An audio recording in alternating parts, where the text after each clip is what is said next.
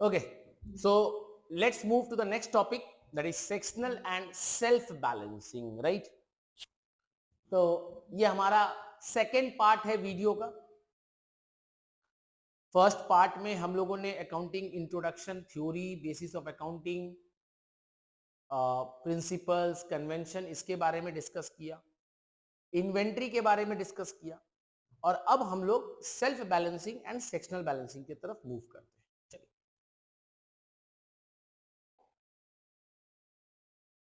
एक second.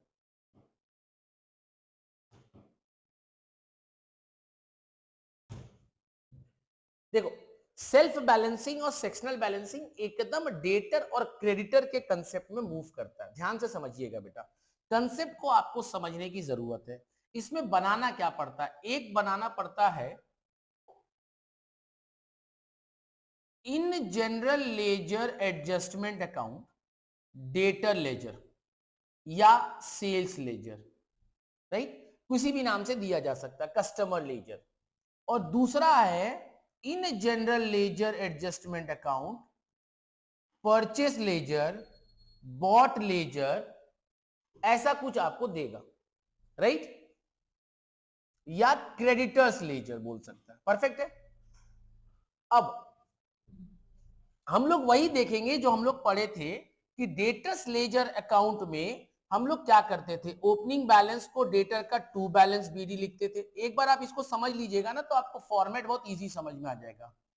By balance CD को आप क्रेडिट करते थे, मतलब ओपनिंग बैलेंस डेबिट हो गया, this is opening balance and this is closing balance, right? ये मेरा डेबिट होगा, ये मेरा क्रेडिट होगा। अब डेटल में अगर हम सेल्स कर रहे हैं तो टू सेल्स, कौन सा सेल्स आएगा मेरे भाई? क्रेडिट सेल्स आएगा। कौन सा सेल्स आएगा? क्रेडिट सेल्स आएगा, राइट? पैसा अगर मुझे मिल रहा है तो बाई कैश, चेक से मिलेगा तो by bank. Sales return, discount allowed, bad debt, right? इसके अलावा क्या हो सकता है? Bills receivable. ये सारी चीजें हमारा यहां पर ट्रांसफर हो जाता है। अगर बिल्स रिसीवेबल डिसऑनर्ड हो गया तो बीआर डिसऑनर्ड यहां आ जाएगा। सामने वाले पार्टी ने चेक दिया, वो डिसऑनर हो जाएगा तो टू बैंक हो जाएगा। मतलब यहां ब्रैकेट में मैं लिख रहा हूं, लेकिन आपको लिखने की जरूरत नहीं है, चेक डिसऑनर्ड। परफेक्ट है मेरे भाई, चीजों को देख लीजिए। ये कहीं ना कहीं ऐसा डेटर लेजर, डेटर अकाउंट आपने पढ़ा है, बस इसको सजाना कैसे है सेक्शनल और सेल्फ बैलेंसिंग में, वो आपको सीखना है। That is in general ledger, debtor ledger, sales ledger में। मैं आपको फॉर्मेट भी दिखाता हूं कैसे फॉर्मेट बनता है, राइट? आइए बेटा, हम आपको एक बार फॉर्मेट दिखाते हैं। क्या फॉर्मेट है? अगर जरूरत पड़ेगा तो मैं इसको टेलीग्राम चैनल पे फॉर्मेट को भेज दूंगा। Just a minute.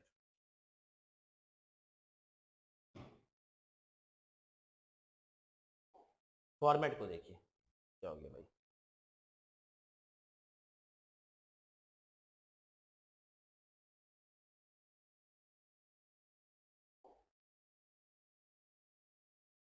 I guess this is visible to all. देखो क्या कह रहा है, हम सेम चीज कर रहे हैं। इन डेटर लेजर नहीं, पहले आप ये वाला मत देखिए, आप पहले ये वाला देखिए। मतलब एक second,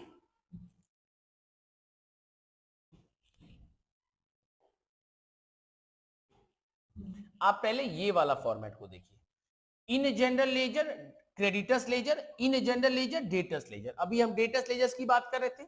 opening balance to balance BD, closing balance by balance CD. Clear है? क्या क्या डाल रहे हैं बेटा? सेल्स डाल रहे हैं, cash receive, discount allowed, bills receivable, return, sales return, any type of allowances, bad debt, bank cheque, cheque है तो, एंड ट्रांसफर।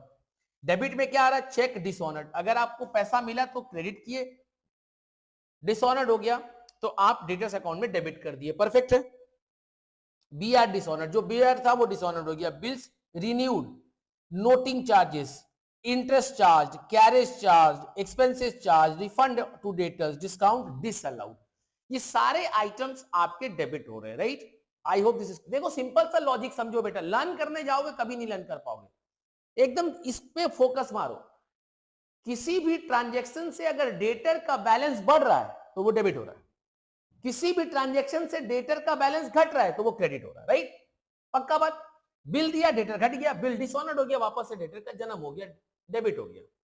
कोई इंटरेस्ट उस पर चार्ज कर रहे, डेटर बढ़ रहा है, डिस्काउंट को डिसअलाउड कर रहे हैं, वापस से डिस्काउंट कर दे रहे, तो डेबिट हो जा रहा है, रिफंड आ रहा है, सॉरी रिफंड दे रहे डेटर को, मान लो डेटर हमको कोई पैसा दिया, ज्यादा दे दिया, तो हम उसको वापस किए, तो उल्टा एंट्री मारेंगे, रिफंड टू डेटर। समझ में आ रहा है मेरे भाई? अब फॉर्मेट को समझिए, फॉर्मेट क्या कहता है। अब हम इसको फॉर्मेट पे हम आपको लेके चलते, क्या लिखाएंगे वो देखिएगा, ठीक है?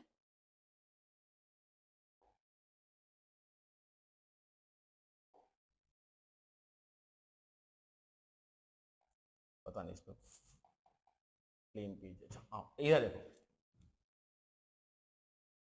फॉर्मेट देखिए, in general ledger adjustment account debtor ledger debit and credit. मैं फॉर्मेट कैसे लिख रहा हूं देखो, opening balance to balance BD, ध्यान दीजिएगा, डेबिट वाला बैलेंस, और अगर कोई क्रेडिट बैलेंस भी है तो वो भी आप लिखेंगे by balance BD credit balance, लेकिन we are only writing the opening balance, only opening balance, again telling opening balance.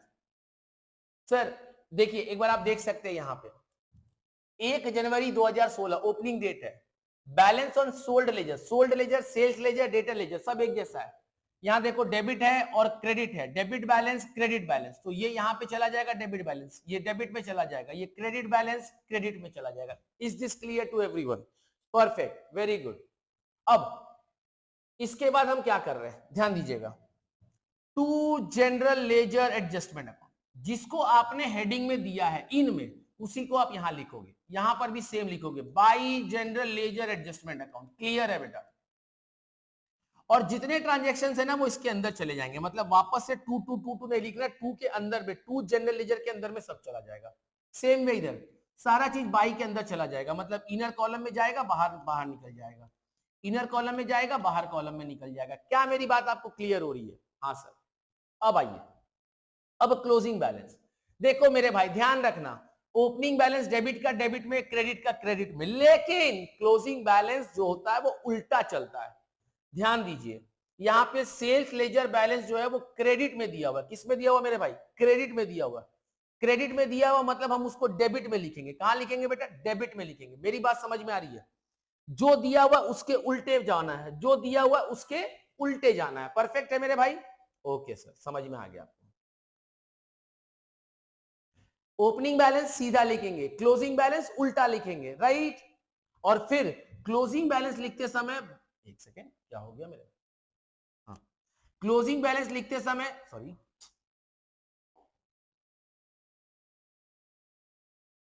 To balance CD लिखेंगे, ये अलग से टू लिखना पड़ेगा, राइट? अगेन यहां पर भी बाई बैलेंस सीडी लिखेंगे। अब ध्यान दीजिएगा, अगर आपको क्रेडिट बैलेंस दिया हुआ, क्या दिया हुआ है? क्रेडिट बैलेंस, तो आप कहां लिखे? डेबिट में, और आप इसको कैलकुलेट कर लीजिएगा, यही आपका आंसर है। अगर आपका यहां पे डेबिट बैलेंस दिया हुआ है, डेबिट बैलेंस दिया हुआ है, तो आप उसको क्रेडिट में लिखिएगा और ये वाला कैलकुलेट करिएगा। That's it. I hope this is clear to everyone. Perfect है? कोई दिक्कत यहां तक? Self balancing, self balancing, sectional balancing में कोई दिक्कत आपको नहीं होने वाला। अगर आप फॉर्मेट को अच्छे से गो थ्रू कर लिया, आपको एक सम्स में प्रॉब्लम नहीं होगा, ये मैं गारंटी के साथ कह रहा हूं।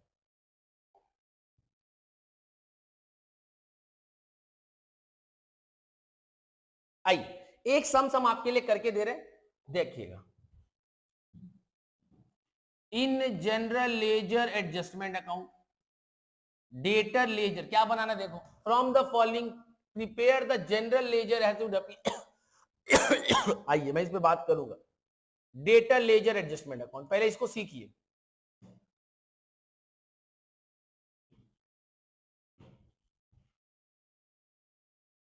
टू बैलेंस बीडी, कितने का बैलेंस है बेटा? कुछ नहीं बोला, मतलब डेबिट बैलेंस है 62710। क्रेडिट बैलेंस कुछ नहीं बोला, नहीं लिखेंगे।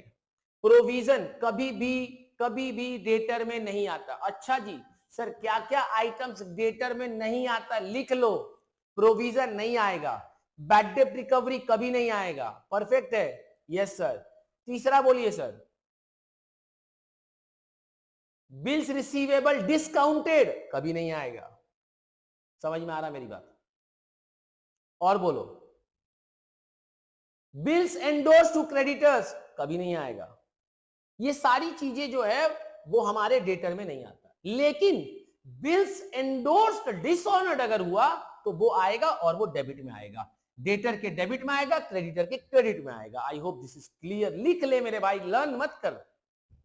आ जाओ, क्या बोला है, सेल्स कितने का है, 1,08,900। तो यहां पे पहले लिखेंगे टू जनरल लेजर एडजस्टमेंट, यहां लिखेंगे बाई जनरल लेजर एडजस्टमेंट, पहले वो लिखना है। सेल्स 108, आप चाहो इनर कॉलम बाहर कॉलम वो आप फॉर्मेट बना लीजिएगा, हमारे पास इतना ही स्पेस है, अभी हम वही यूज कर सकते हैं। बिल्स एक्सेप्टेड बाय डेटर्स, तो डेटर एक्सेप्ट कर रहा है मतलब बीआर हो गया, राइट। कितने का हो गया, 14,430 रुपया। नेक्स्ट आएंगे बिल्स डिसऑनर्ड, बिल्स डिसऑनर्ड, तो बिल्स रिसीवेबल डिसऑनर्ड कितने का है, 540 रुपए का। चेक एंड कैश रिसीव्ड, पैसा रिसीव हो रहा है, तो by bank 88625। Cheque dishonoured, cheque dishonoured अभी पढ़कर आए थे 220। Goods return by customer, sales return बोलते हैं इसको, 4,710 रुपया। Perfect. Transfer from bought ledger, अच्छा जब भी ट्रांसफर आएगा ध्यान दीजिएगा, जब भी ट्रांसफर आएगा वो डेटर में भी आता है क्रेडिटर में भी आता है, राइट। तो ट्रांसफर 780 रुपया। बैड डेट 1,610 रुपया। कैश डिस्काउंट अलाउड, तो डिस्काउंट अलाउड ये कैश में हो चाहे कैसे भी हो, 2,460 रुपया। अच्छा ट्रेड डिस्काउंट कभी भी बुक्स में नहीं आता है। Interest on customers over due account, interest charge कर रहे हैं ना कस्टमर से, भैया उसका ओवर ड्यू हो गया, ड्यू डेट फेल कर गया, बताओ ना, डेटर पे इंटरेस्ट चार्ज करोगे, डेटर का बैलेंस बढ़ेगा, तो इंटरेस्ट चार्ज 330 रुपया। परफेक्ट। कैरेज चार्ज अभी पढ़कर आए, कैरेज चार्ज चार्ज कर रहे हैं, डेटर बढ़ रहा है 1,220 रुपया। Bad debt previously return of now recovered, मतलब बैड डेट रिकवरी, अभी हम पढ़कर आए, बैड डेट रिकवरी कभी भी हमारे डेटर के बुक में नहीं आएगा। बैलेंस करिए और automatically you will get one balance con balance CD, और यही तुम्हारा आंसर होगा। समझ में आ रहा है मेरे भाई, 10 मार्क्स का important, very very important, very very very very very important आना ही है, राइट। चलिए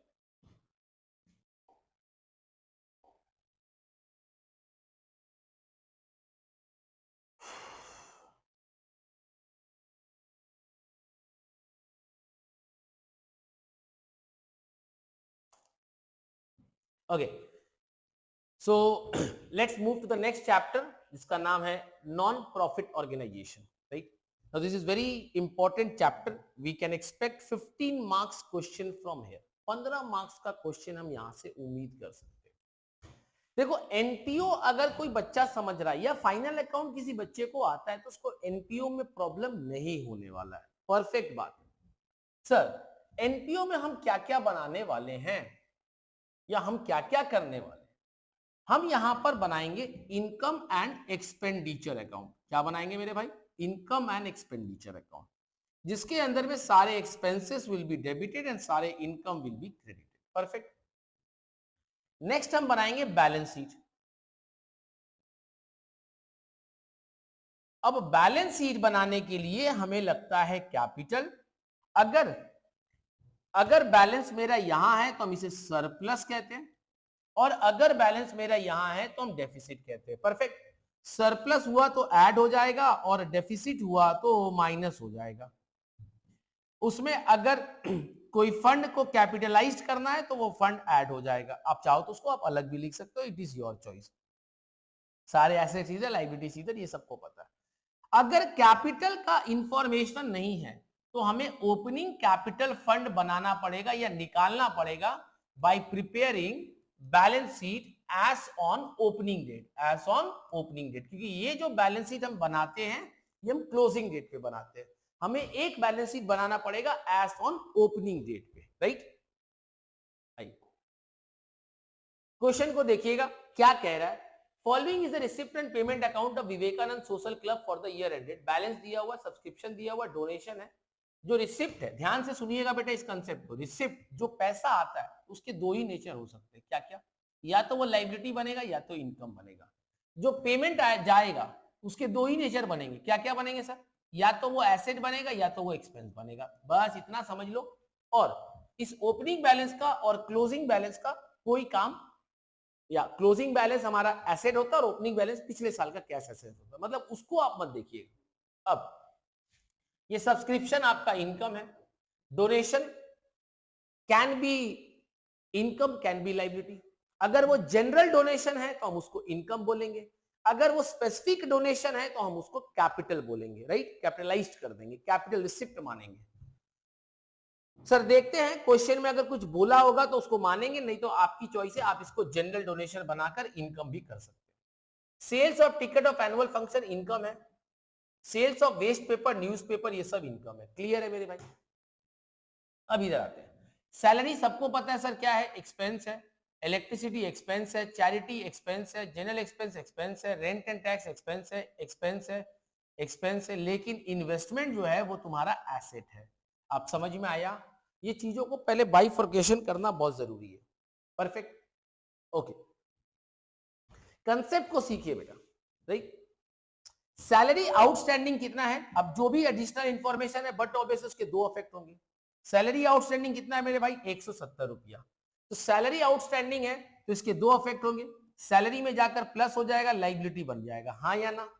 any expenses which are outstanding will be added to the respective expense and shown as liability. Rent and tax include 75 for the year 2016। अभी हम कौन से साल में खड़े हैं सर? हम खड़े हैं 2017 में, यानी ये पिछले साल का है। परफेक्ट। तो पिछले साल का जो भी चीजें होगा, ये नेक्स्ट ईयर का जो भी चीज होता है वो माइनस हो जाता है। अग्री? तो हम इसको क्या करेंगे, रेंट एंड टैक्स से जाकर माइनस कर देंगे और अगेन इसको हम क्या करेंगे, एसेट बनाकर दिखा देंगे।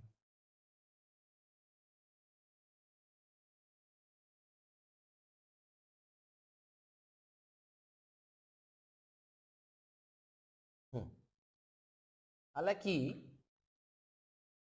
ये एसेट तो नहीं बनना चाहिए, तो ये एसेट नहीं बनेगा, ये तो श्योर हो गया। हाँ, ये कौन सा एसेट बनेगा, ये ओपनिंग, ये पिछले साल का पैसा आपको इस साल रिसीव हुआ ना, तो ये आपके ओपनिंग बैलेंस शीट के लाइबिलिटी में चला जाएगा। क्या मेरी बात समझ में आ रही है? दो इफेक्ट मैंने कर दिया, ओपनिंग बैलेंस शीट के लाइबिलिटी में चला जाएगा, right. Value of building 12,000 as on एक and depreciate at 5% to be provided. ये 12,000 रुपया ओपनिंग बैलेंस शीट के बैलेंस में चला जाएगा, और जो डेप्रिसिएशन है वो एक्सपेंस बनकर कहां चला जाएगा, इनकम एंड एक्सपेंडिचर में। पक्का बात।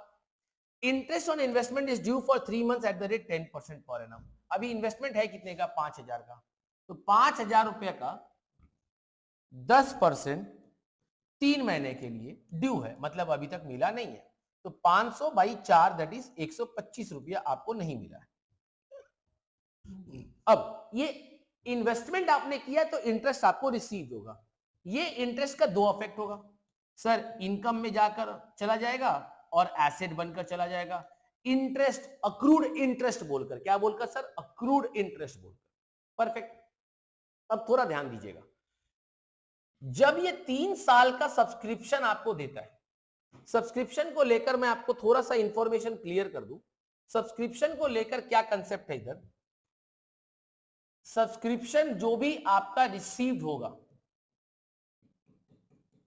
उसमें से करंट ईयर का जो भी आउटस्टैंडिंग होगा वो ऐड हो जाएगा, करंट ईयर का जो भी एडवांस होगा वो माइनस हो जाएगा, प्रीवियस ईयर का आउटस्टैंडिंग माइनस हो जाएगा जो पिछले साल का है, और प्रीवियस ईयर का जो भी एडवांस है उसको हम प्लस कर देंगे, और जो भी फाइनल फिगर आएगा वही तुम्हारा इनकम एंड एक्सपेंडिचर में जाएगा। क्या मेरी बात समझ में आ रही है? Yes sir. अब ध्यान दीजिएगा, ये है जनरल फॉर्मेट, बट इस क्वेश्चन में एक इंटरेस्टिंग पार्ट ये है कि आपको बता दिया है कि टोटल 360 लोग हैं जिसका पर एनम प्रीमियम है 20 रुपया। तो जब ये दे दिया, इसका मतलब इनकम एंड एक्सपेंडिचर में सब्सक्रिप्शन बोलकर कितना जाएगा, तो 360 इंटू 20 दैट इज 7,200 हमको मिलना चाहिए हर साल, वो मेरा इनकम एंड एक्सपेंडिचर में जाएगा as per accrual basis. Perfect. अब ध्यान दीजिएगा, आपको इस साल मिला कितना है 6,940 रुपया, जबकि मिलना चाहिए था 7,200 रुपया। ये जो डिफरेंस है 260 रुपया, ये मैं कहूंगा करंट ईयर आउटस्टैंडिंग जो हमारे बैलेंस शीट के लाइबिलिटी सॉरी एसेट में चला जाएगा, क्योंकि income earn but not yet receive. मिलना चाहिए था 7,200 बट मिला है मुझे 6,940 रुपया, तो 260 रुपया जो है वो वहां चला जाएगा। Is this clear to everyone? Right? आपको क्वेश्चन समझना बहुत जरूरी है। बाकी आपको कोई सॉल्यूशन चाहिए ना, मेरे किसी भी स्टूडेंट से मांग लो, सबके पास ये सॉल्यूशन किया हुआ रहता है। सबको मैंने पहले से ही सारे ईयर के पेपर करवा दिए। क्वेश्चन नंबर 2 देखिए, बहुत इंपॉर्टेंट क्वेश्चन है। तब फिर से वही बात, ये रिसिप्ट है और ये पेमेंट है। रिसिप्ट के दो ही चीज हो सकते हैं, या तो इनकम या तो लाइबिलिटी। ये जाएगा इनकम में, ये एंट्रेंस फीस जो होता है वो लाइबिलिटी होता है, जनरली लाइबिलिटी होता है। हालांकि यहाँ पे बोल भी दिया है, नहीं बोलता तो भी लाइबिलिटी होता है। अच्छा, अगर बोलता है कि 60% कैपिटलाइज होगा, तो जितना कैपिटलाइज होगा वो लाइबिलिटी बनेगा, बाकी रेवेन्यू में चला जाएगा, मतलब इनकम बन जाएगा। प्रोसीड्स इनकम है, इंटरेस्ट इनकम है। क्लियर? स्टेशनरी एक्सपेंस है, सैलरी एक्सपेंस है, इन्वेस्टमेंट एसेट है, ऑफिस एक्सपेंस एक्सपेंस है, एक्सपेंसेस एक्सपेंस है। Cash in hand balance sheet के एसेट में चला जाएगा। प्रेमिसेस में बोला कि ओपनिंग बैलेंस है 20,000, क्लोजिंग है 20,000, तो उस पर हम डेप्रिसिएशन लगाएंगे 5% का। स्टॉक ऑफ स्टेशनरी और क्रेडिटर्स फॉर स्टेशनरी को थोड़ा ध्यान से समझिएगा, ये बहुत इंपॉर्टेंट है। राइट? जब भी आपके पास स्टॉक ऑफ स्टेशनरी और क्रेडिटर्स फॉर स्टेशनरी होगा, तो इसको हमें क्या करना पड़ेगा? पहले हम क्रेडिटर्स का लेजर बनाएंगे। क्या बनाएंगे बेटा? क्रेडिटर्स का लेजर बनाएंगे। क्रेडिटर्स का ओपनिंग बैलेंस दिया हुआ है 2,000, क्लोजिंग बैलेंस दिया हुआ है 2,500, है ना? पक्का बात? और आपका पेमेंट स्टेशनरी के नाम पे कितना हुआ है? 3,000 रुपया। इसको हम बोलेंगे पेड फॉर स्टेशनरी, मतलब हम क्रेडिटर्स को पेमेंट कर रहे हैं। तो जब आप पेमेंट कर रहे हैं तो टू बैंक कितना रुपया का पेमेंट कर दिए? 3,000 रुपया। टोटल हो गया 5,500, तो यहां पे चला गया 3,500, जिसको हम परचेस ऑफ स्टेशनरी बोलेंगे। क्या बोलेंगे बेटा? Purchase of stationery. ये लेजर बहुत इंपॉर्टेंट है, जो आपको समझना बहुत जरूरी है। इसे हम कहेंगे परचेस ऑफ स्टेशनरी, जो कि कितना है? 3,500। ओके, अब फिर हम स्टेशनरी का एक लेजर बनाएंगे। अभी क्रेडिटर्स बना रहे थे, उसमें ओपनिंग स्टॉक लिखेंगे, क्लोजिंग स्टॉक लिखेंगे, परचेस लिखेंगे और स्टेशनरी कंज्यूम्ड लिखेंगे। Right? Opening stock of stationery कितना है बेटा? 1,000 रुपया। परचेस कितने का हुआ? 3,500 रुपया। और क्लोजिंग स्टॉक कितना है बेटा? 1,200 रुपया। 4,500 से 1,200 गया, कितना बचेगा? 3,300। ये 3,300 ही जाएगा तुम्हारा इनकम एंड एक्सपेंडिचर में, जाकर डेबिट हो जाएगा एज स्टेशनरी कंज्यूम्ड बोलकर। परफेक्ट है। ये closing stock of stationery asset बन जाएगा, ये क्रेडिटर्स लाइबिलिटी बन जाएगा। ये ओपनिंग स्टॉक अगेन एसेट बनेगा, लेकिन ओपनिंग डेट के लिए, ओपनिंग बैलेंस शीट के लिए, ये क्लोजिंग बैलेंस शीट के लिए। ये भी मेरा एसेट बनेगा, ये मेरा लाइबिलिटी बनेगा। ये मेरा opening balance of cash asset में जाएगा, ओपनिंग, ये क्लोजिंग। इन्वेस्टमेंट इस साल के बैलेंस शीट मतलब क्लोजिंग बैलेंस शीट में जाएगा। I hope this is clear to everyone. Right? तो आपको समझ में आ रहा है एनटीओ को सम्स कैसे सॉल्व करना है? जो मैं आपको समझा रहा हूं, आप उसको समझने की कोशिश करो। ये मत इंतजार करो कि सामने वाला आपको पूरा सम्स करके देगा। चीजों को समझने की कोशिश करो। जैसे यहां देखो, ओपनिंग बैलेंस दिया हुआ, क्लोजिंग दिया हुआ, डेप्रिसिएशन के बारे में कुछ नहीं बोला। अरे बाबा देखते समझो, डिक्रीज हो रहा है तो ये 2,000 रुपया का डेप्रिसिएशन है। समझ में आ रहा है मेरी बात? अब देखो, इक्विपमेंट ओपनिंग है 21, क्लोजिंग है 30, बढ़ गया है, तो देखो परचेस हुआ होगा कहीं ना कहीं कुछ इक्विपमेंट, नहीं परचेस बता रहा है, कोई बात नहीं, हम क्या मानेंगे?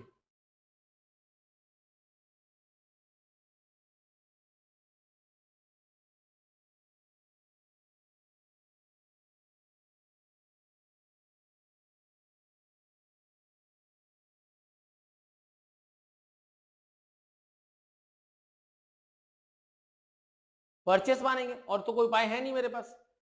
राइट? अब देखो ये जैसे अभी मैं कह रहा था स्टेशनरी के बारे में, वैसे ही यहाँ पे मेडिसिन दे दिया, stock of machinery and creditors of machinery, sorry stock of medicine and creditors of medicine. जैसे मैंने अभी आपको लेजर बताया उसी तरीके से ये लेजर बना के यूज करना होगा। बात समझ में आ रहा है बेटा?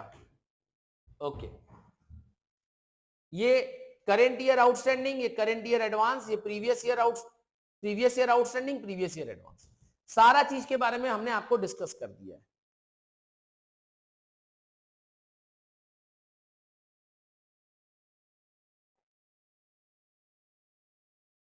जो सम्स मेरे पीडीएफ में मैं दे रहा हूं वो सम्स आपको प्रैक्टिस करना है। कोई भी डाउट हो आप हमारे टेलीग्राम चैनल पे जरूर उस डाउट को रेज करिए, आपके डाउट्स को सॉल्व कर दिया जाएगा।